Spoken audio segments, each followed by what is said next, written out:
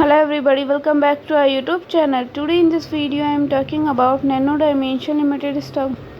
In this video we talk about stock pros and cons and technical analysis and latest news about it. Stock is trading at 3.14 US dollar with 0.96% positive in a day. We can easily see stock was recently at all-time high. So the fundamental stock is much pretty better than other penny stock before buying and selling the stock. Please consult your financial advisor. Today's video is done.